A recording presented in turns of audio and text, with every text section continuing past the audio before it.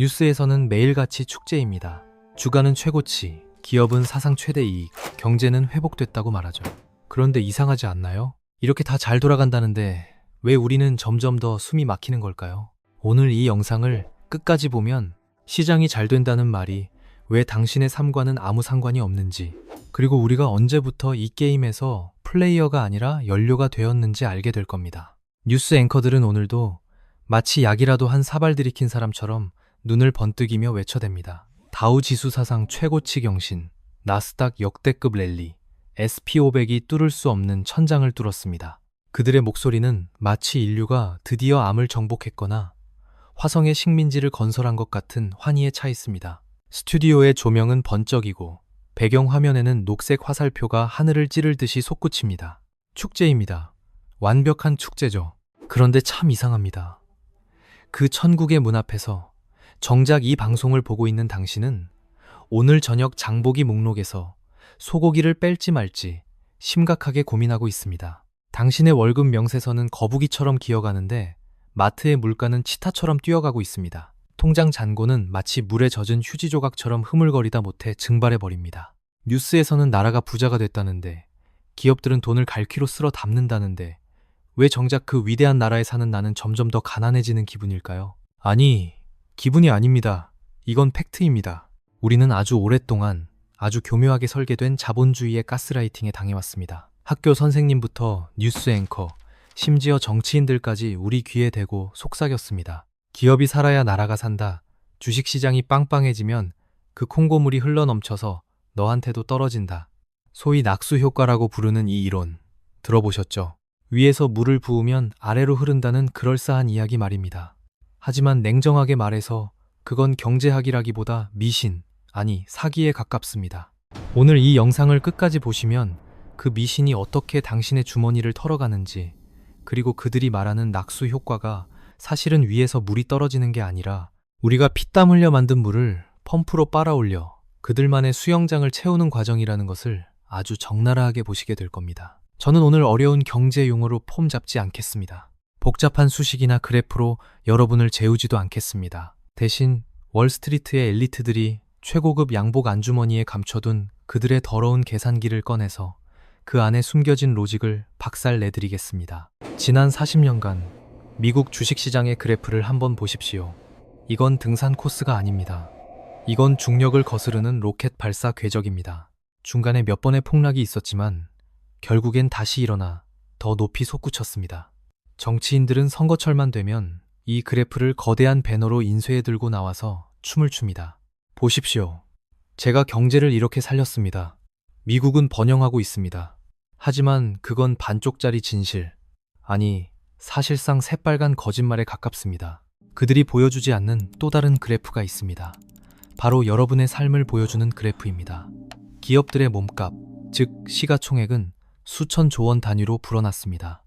그런데 미국의 노동자 실질 임금은 어떻습니까? 1970년대 이후 수십 년째 제자리 걸음입니다. 물가 상승분을 빼고 나면 사실상 마이너스인 구간도 수두룩합니다. 심지어 대침체 이후 일반 가계의 순자산은 아직도 예전 수준을 회복하지 못했습니다. 주가는 성층권에 있는데 내 삶은 지하 단칸방을 기고 있습니다. 이 거대한 괴리감, 도저히 설명되지 않는 이 간격, 과연 이것이 시스템의 일시적인 실수일까요? 우리가 깜빡하고 노동자 몫을 안 챙겼네, 그랬을까요? 천만에요. 이건 실수가 아닙니다. 이건 원래 그렇게 설계된 겁니다. 철저하게 의도된 결과라는 뜻입니다. 여러분이 학교 사회 시간에 혹은 경제 입문서에서 배운 주식시장의 원리는 다 잊으세요. 머릿속에서 포맷해버리십시오. 교과서에 나오는 질의 레모네이드 가게 이야기 기억나십니까? 아주 똑똑하고 성실한 사장님 질이 있습니다. 레모네이드가 너무 잘 팔려서 가게를 옆 동네까지 넓히고 싶습니다. 그런데 은행은 이자가 비싸고 대출도 까다롭습니다. 그래서 질은 아이디어를 냅니다. 그래, 우리 가게의 소유권을 조각내서 이웃들에게 팔자. 이웃들은 질이 성실함을 믿고 1달러, 2달러를 투자해 주식을 삽니다. 질은 그 돈으로 가게를 짓고 레몬을 더 많이 사서 열심히 일합니다. 장사가 대박이 납니다. 질은 이웃들에게 약속한 대로 이익금을 배당으로 나눠줍니다. 이웃들도 부자가 되고 질도 꿈을 이룹니다. 아, 얼마나 아름답습니까?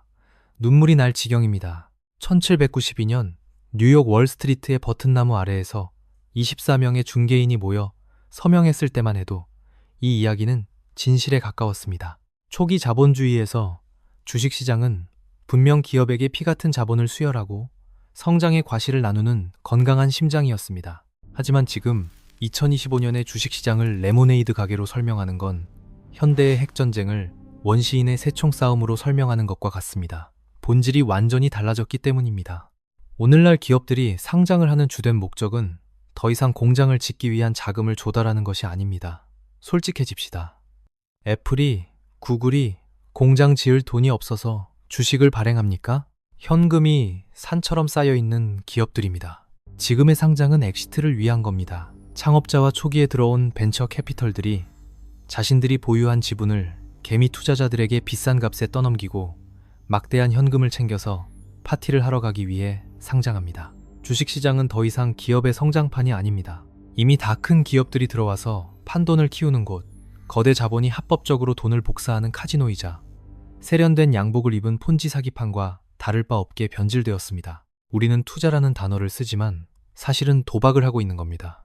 이 난장판의 시작점은 정확히 1970년대입니다. 그전, 그러니까 2차 대전이 끝나고 1960년대까지만 해도 미국 기업 사장님들은 적어도 염치라는 게 있었습니다. 제너럴 모터스나 IBM, 제너럴 일렉트릭 같은 거대 기업들은 자신들을 왕이 아니라 관리자로 생각했습니다. 주주 눈치만 보는 게 아니라 직원, 고객, 납품업체, 그리고 지역사회까지 챙기는 게 당연했습니다.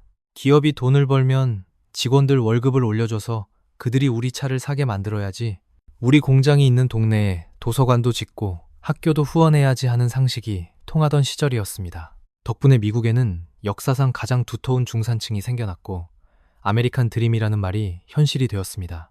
그런데 1970년 밀턴 프리드먼이라는 경제학자가 나타나서 이 모든 판을 뒤집어 엎어버립니다. 그는 뉴욕타임스의 기고한 사설을 통해 아주 뻔뻔하고도 충격적인 선언을 합니다. 기업의 사회적 책임, 그건 사회주의자들이나 하는 헛소리다. 기업의 유일한 목적은 돈을 버는 것, 주주의 이익을 극대화하는 것뿐이다. 이 말 한마디가 월스트리트의 탐욕스러운 인간들에게 완벽한 도덕적 면죄부를 줬습니다. 그전에는 돈만 밝히면 저런 수전노 같은 놈이라고 욕을 먹었는데 이제는 돈만 밝히는 게 정의가 된 겁니다. 직원을 해고해서 이익을 남기면 주주를 위해 최선을 다한 유능한 경영자라고 칭송받는 세상이 열린 겁니다. 영화 월스트리트에서 고든 게코가 탐욕은 선이다라고 외쳤을 때 관객들은 전율했습니다. 하지만 그건 영화 대사가 아니었습니다. 월스트리트가 벽에 걸어놓고 숭배하는 새로운 10계명이었습니다. 이때부터 주주 자본주의라는 괴물이 탄생했습니다. 기업들은 직원들을 더 이상 가족이나 파트너로 보지 않았습니다. 그저 줄여야 할 비용, 엑셀 파일상의 마이너스 숫자로 취급하기 시작했습니다. 사람이 숫자가 되는 순간 비극은 예약된 것이나 다름없습니다. 가장 역겨운 변화는 CEO들의 월급 봉투에서 일어났습니다. 옛날엔 CEO도 그냥 월급 많이 받는 월급쟁이였습니다. 회사가 망하면 같이 망하는 운명 공동체였죠. 그런데 주주 자본주의가 되면서 주주들이 CEO를 꼬드기기 시작합니다. 어이, 김 사장, 월급으로 받지 말고 스톡옵션으로 받아. 주가를 올리면 네가 가져가는 돈이 수백 배가 될 거야. 얼핏 보면 합리적입니다. 사장이 열심히 일해서 회사를 키우고 주가를 올리면 주주도 좋고 사장도 좋고 다 같이 좋은 거 아니냐. 하지만 인간은 그렇게 고상하지 않습니다. 인센티브가 눈앞에 대롱대롱 매달려 있는데 10년 뒤를 보고 나무를 심는 바보가 어디 있습니까? CEO들은 기업가 정신을 쓰레기통에 버렸습니다. 10년 뒤에 성공할지 모르는 신제품 개발, 불확실한 R&D 투자, 그런 건 안 합니다. 대신 당장 내일, 다음 달, 다음 분기 주가를 띄울 수 있는 꼼수, 금융마술을 부리기 시작했습니다. 그들이 찾아낸 마법의 지팡이, 아니 파괴의 망치가 바로 자사주 매입입니다. 이게 뭐냐고요? 아주 쉽게 설명해 드리겠습니다. 기업이 1년 동안 장사해서 100억을 벌었다고 칩시다. 정상적인 기업이라면 이 돈으로 공장을 하나 더 짓거나 직원을 더 뽑거나 직원들 보너스를 줘서 사기를 높일 겁니다. 그런데 지금의 기업은 이 돈을 들고 주식시장으로 갑니다. 그리고 자기네 회사 주식을 도로 사들입니다. 그러고는 그 주식을 소각, 즉 태워 없애버립니다. 자, 시장에 풀린 주식수가 100주였는데 10주를 태워서 90주가 됐습니다. 회사가 번 돈은 똑같은데 주식 수가 줄어드니 주당 순이익이라는 숫자는 마법처럼 올라갑니다. 회사의 실질적인 가치는 1원도 안 올랐는데, 아니 오히려 현금을 썼으니 줄어들었는데 재무제표상의 숫자는 예뻐집니다. 이건 기업 경영이 아닙니다. 일종의 재무제표 성형수술입니다. 회사의 본판은 늙어가고 병들어가는데 주가라는 얼굴만 보톡스를 맞아서 팽팽하게 당겨놓는 겁니다. 2007년부터 2016년까지 SP500 기업들이 벌어들인 순이익의 절반 이상인 54%가 이 자사주 매입이라는 소각로에 들어갔습니다. 배당금 37%까지 합치면 기업이 번 돈의 90% 이상이 재투자가 아니라 주주와 CEO 주머니로 들어갔습니다.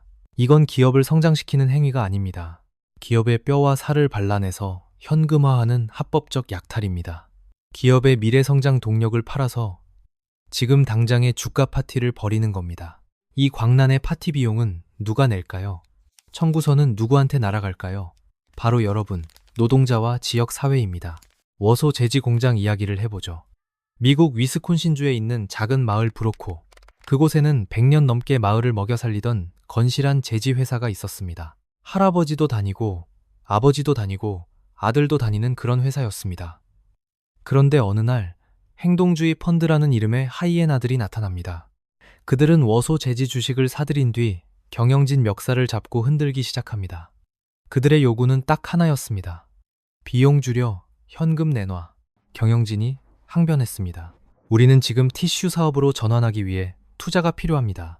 이 고비만 넘기면 회사가 더 튼튼해집니다. 조금만 기다려 주십시오. 하지만 하이에나들은 미래 따위엔 관심이 없습니다. 그들은 당장의 고기 냄새만 맡을 뿐입니다. 미래 알게 뭐야. 닥치고 공장 문 닫아. 직원 자르고 그 돈으로 배당이나 늘려. 결국 100년 된 공장은 문을 닫았습니다. 450명의 숙련된 노동자, 450명의 가장들이 하루아침에 길바닥으로 나앉았습니다. 마을 상권은 박살났고 가족들은 뿔뿔이 흩어졌습니다. 한 가정의 아버지가 해고 통지서를 들고 부엌 식탁에 앉아 피눈물을 흘리던 바로 그 순간, 뉴욕 월스트리트의 전광판에서는 워소제지의 주가 폭등을 축하하는 샴페인이 터졌습니다. 경영 효율화 성공이라는 헤드라인과 함께 말이죠. 하이에나들은 배를 두드리며 수백억의 보너스를 챙겨 유유히 떠났습니다. 뒤에는 폐허가 된 마을과 실직자들만 남았습니다. 이것이 현대 금융 자본주의의 진짜 얼굴입니다. 누군가의 불행을 연료로 태워야만 돌아가는 시스템. 누군가의 눈물이 누군가의 샴페인이 되는 잔인한 제로섬 게임. 그런데도 뉴스에서는 주식시장이 오르면 경제가 좋다고 떠들어댑니다. 그 경제는 도대체 누구를 위한 경제입니까? 주식시장이 실물 경제와 따로 노는 또 다른 이유는 시장 자체가 거대한 눈치 게임판이 됐기 때문입니다. 전설적인 경제학자 케인스는 주식시장을 신문지상의 미인 대회라고 비유했습니다. 이게 무슨 뜻이냐고요? 당신이 심사위원입니다. 그런데 1등을 맞춰야 상금을 줍니다. 그렇다면 당신은 내 눈에 가장 예쁜 여자를 뽑을까요? 아니면 남들이 예쁘다고 할 것 같은 여자를 뽑을까요? 당연히 후자입니다. 주식도 똑같습니다. 이 회사가 돈을 잘 버는지 기술이 좋은지는 중요하지 않습니다. 사람들이 이 주식에 몰릴 것 같다는 스토리가 중요합니다. 펀더멘털, 가치 투자, 그런 건 고리타분한 옛날 이야기입니다. 닷컴 버블 때를 기억해 보세요. 매출은 0원인데 회사 이름 뒤에 닷컴만 붙이면 주가가 10배, 20배씩 뛰었습니다. 사람들은 광기에 취해 이번엔 다르다, 새로운 경제 패러다임이다 라고 외치며 돈을 쏟아부었습니다. 하지만 결과는 어땠습니까? 거품이 터지자 수조 달러가 증발했고 개미들의 퇴직금은 휴지 조각이 됐습니다. 여기서 명심할 점은 거품이 터질 때 파티를 주최한 금융 세력들은 이미 꼭대기에서 다 팔고 도망갔다는 겁니다. 그들은 정보가 빠르니까요. 설거지는 언제나 정보 늦고 자본 없고 욕심만 부추겨진 여러분, 대중의 몫입니다. 개미들은 항상 파티가 끝난 뒤에 도착해서 청소비만 내고 옵니다. 그런데 왜 우리는 이 불합리한 도박판을 떠나지 못할까요? 왜 내 월급을 깎고 내 일자리를 위협하는 이 시스템에 내 돈을 갖다 바치는 걸까요? 슬프게도 우리가 인질로 잡혀있기 때문입니다. 우리의 국민연금, 퇴직연금, 개인연금, 우리의 노후자금이 죄다 주식시장에 들어가 있습니다. 주식시장이 망하면 내 노후도 망한다는 공포가 우리를 묶어두고 있습니다. 워런 버핏 같은 구루들은 인자한 미소로 조언합니다. 개별 종목은 위험하니 인덱스 펀드에 장기 투자하세요. 시장 전체를 사면 안전하다는 거죠. 말은 참 좋습니다. 하지만 맹목적인 인덱스 펀드 투자는 시장을 좀비로 만듭니다. 돈이 기업의 가치를 보고 들어가는 게 아니라 그냥 시가총액이 크다는 이유만으로 맹목적으로 들어갑니다. 애플이 일을 잘해서 주가가 오르는 게 아니라 그냥 인덱스 펀드에 돈이 들어오니까 기계적으로 애플 주식을 사는 겁니다. 자본이 효율적으로 배분되는 게 아니라 그냥 돈 먹는 하마에게 돈을 더 주는 꼴입니다.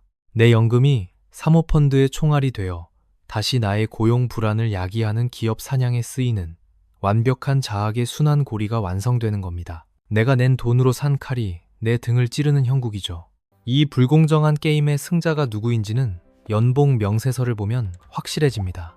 1970년대만 해도 미국 CEO 연봉은 직원 평균의 약 22배 정도였습니다. 그래, 사장이니까 책임도 크고 하니 좀 더 받겠지 하고 납득할 수준이었습니다. 지금은 얼마인지 아십니까? 평균 270배에서 300배를 넘어섭니다. 어떤 미친 회사는 1,0배를 줍니다. 1,0배라니요. CEO가 일반 직원보다 1,0배 더 똑똑합니까? 1,0배 더 무거운 짐을 집니까? 하루가 24, 0시간입니까? 말도 안 되는 소리죠. 이건 능력에 대한 보상이 아닙니다. 이건 신분제도입니다. 주식시장이란 파이프라인을 통해 노동자의 몫을 빨아들여 경영진과 대주주에게 쏘아 올리는 거대한 부의 이전 시스템입니다. 낙수 효과요. 그건 위에서 오줌 누는 소리밖에 안 됩니다. 위에서 물이 넘쳐서 아래로 흐르는 게 아니라 아래쪽 물을 강력한 모터 펌프로 퍼올려서 위쪽 수영장만 채우고 있는 겁니다. 아래쪽은 가뭄으로 땅이 쩍쩍 갈라지는데 말이죠. 그렇다고 주식시장을 없애자, 공산주의를 하자, 그건 더 말이 안 되죠.